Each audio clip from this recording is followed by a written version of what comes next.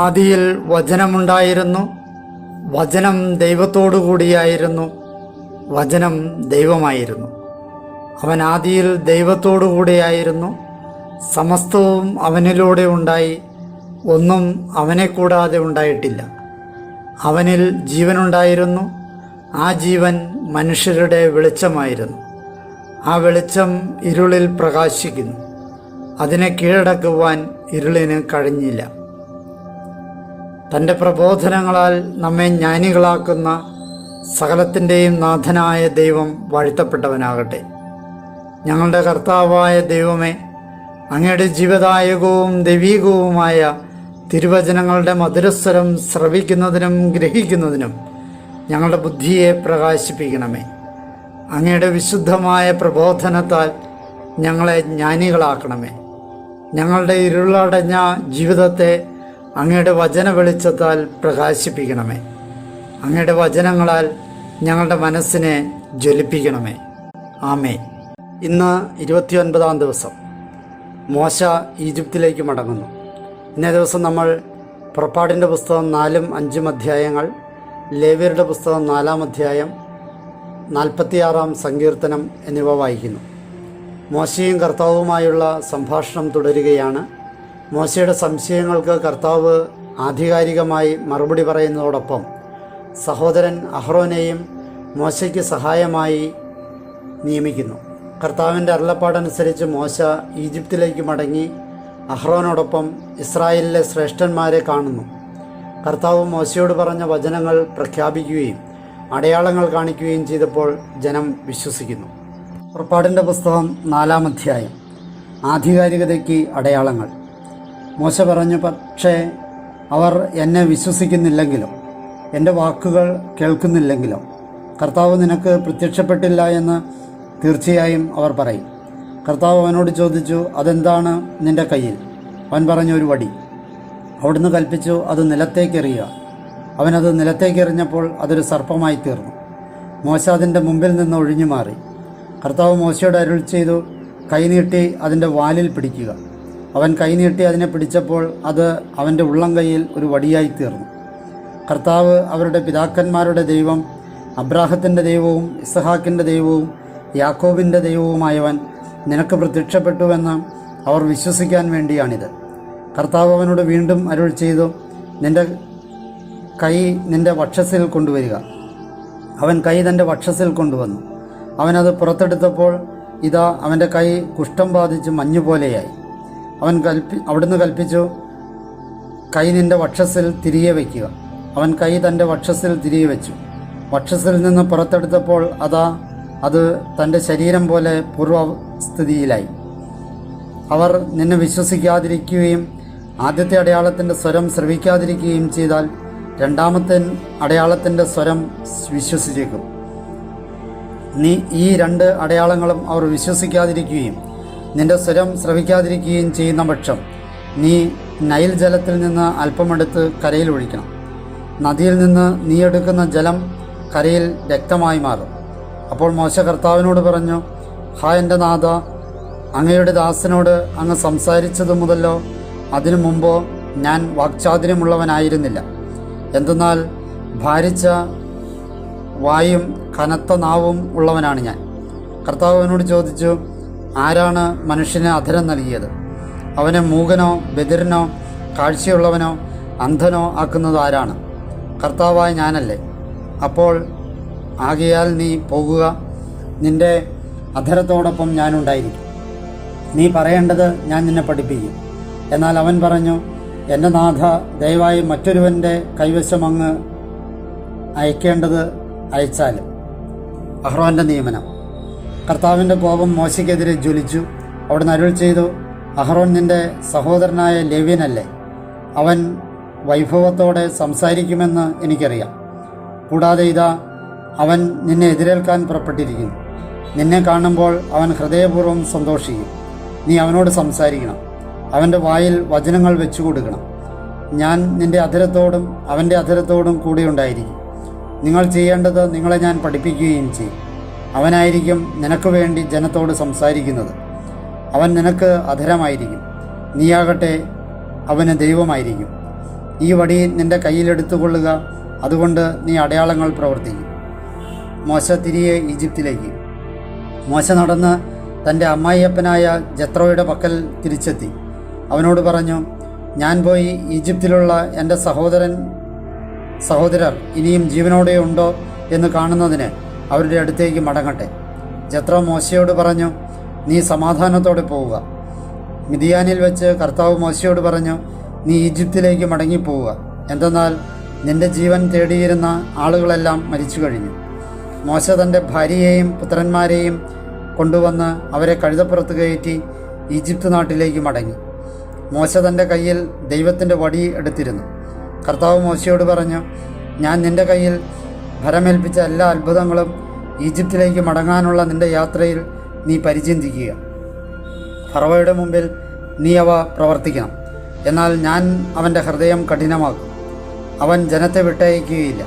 നീ ഫറവോയോട് പറയണം, കർത്താവ് ഇങ്ങനെ അരുൾ ചെയ്യുന്നു, ഇസ്രായേൽ എൻ്റെ പുത്രനാണ്, എൻ്റെ ആദ്യജാതൻ.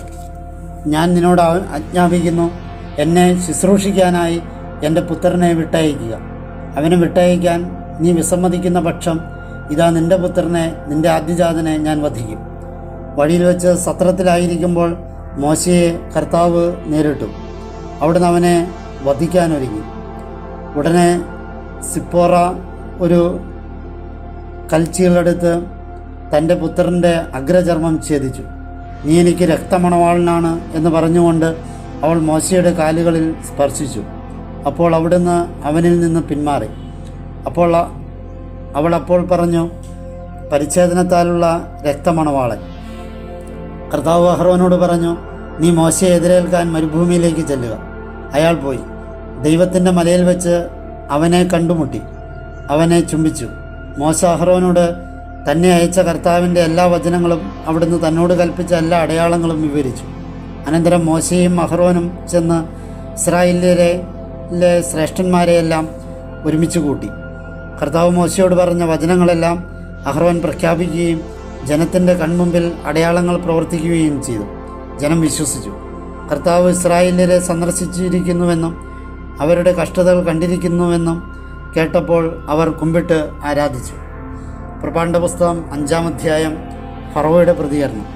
അതിനുശേഷം മോശയും അഹ്റോനും ചെന്ന് ഫറവോയോട് പറഞ്ഞു, ഇസ്രായേലിൻ്റെ ദൈവമായ കർത്താവ് ഇങ്ങനെ അരുൾ ചെയ്യുന്നു, മരുഭൂമിയിൽ അവർ എനിക്കായി ഉത്സവം ആഘോഷിക്കേണ്ടതിന് എൻ്റെ ജനത്തെ വിട്ടയക്കുക. അപ്പോൾ ഫറവോ ആരാഞ്ഞു, ഇസ്രായേലിനെ വിട്ടയക്കാനുള്ള അവൻ്റെ സ്വരം ഞാൻ അനുസരിക്കേണ്ടതിന് കർത്താവ് ആരാണ്?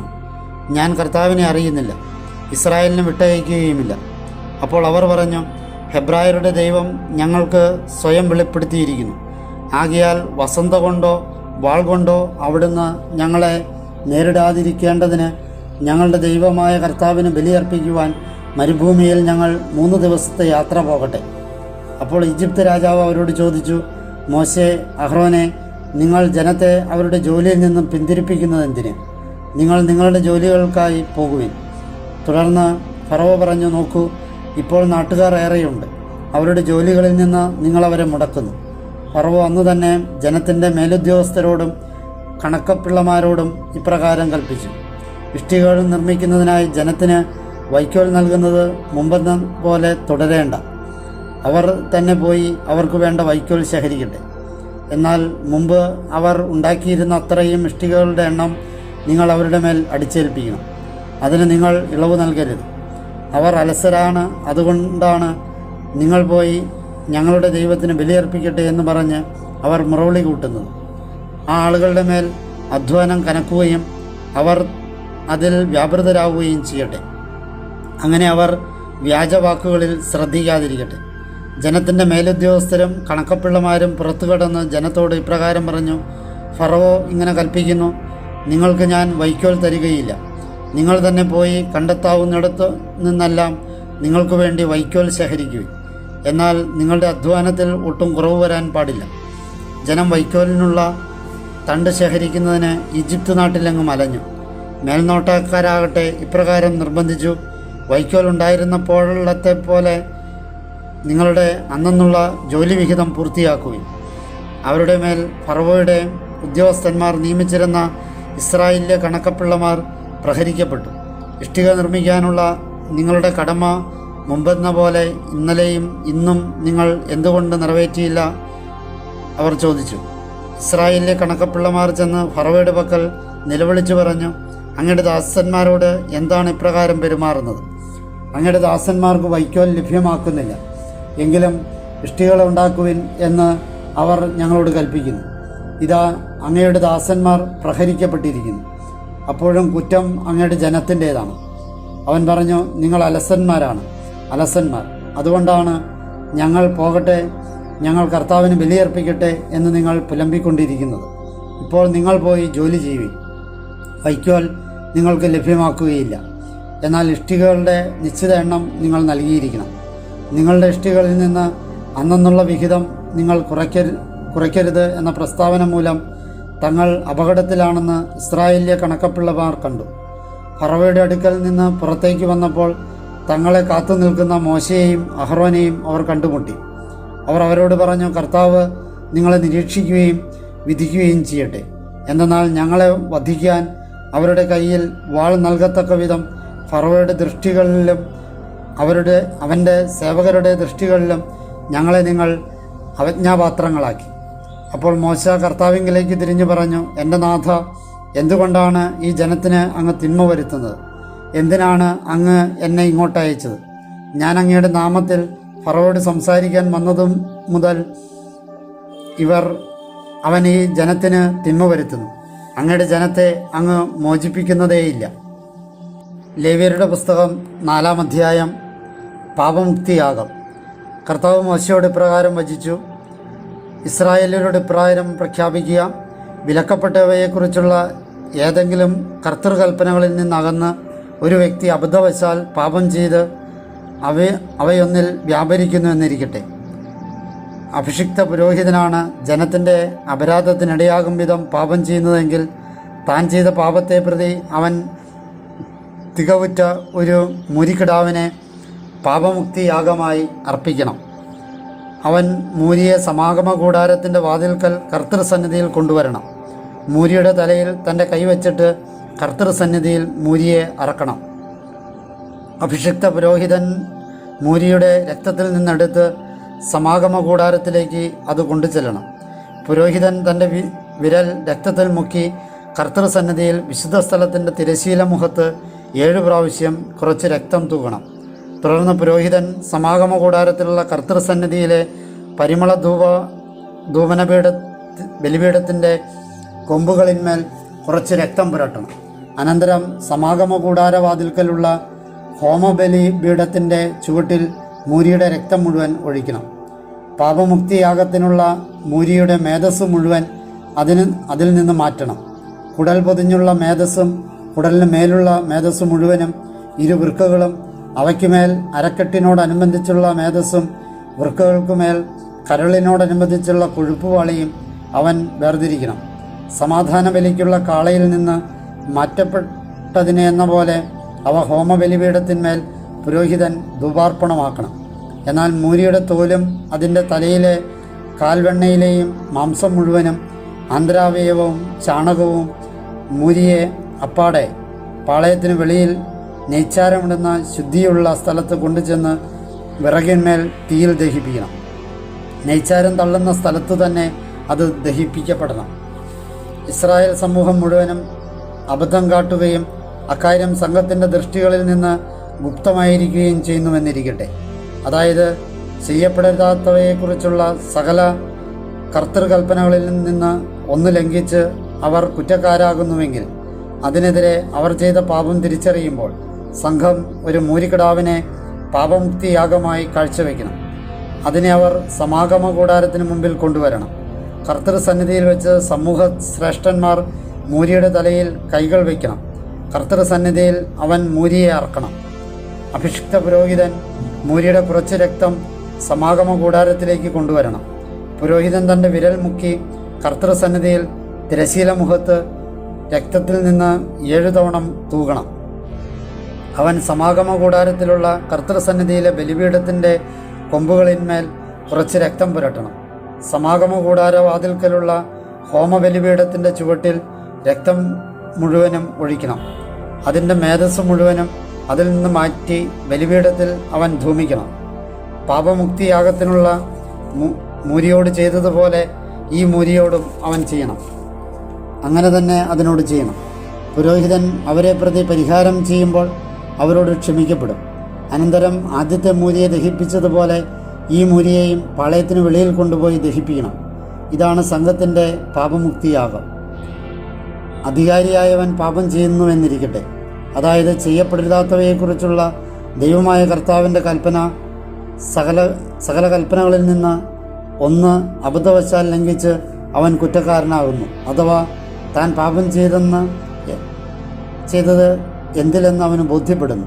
അപ്പോൾ അവൻ തൻ്റെ കാഴ്ചവസ്തുവായി തികവുറ്റ ഒരു കോലാട്ടിൻ മുട്ടനെ കൊണ്ടുവരണം.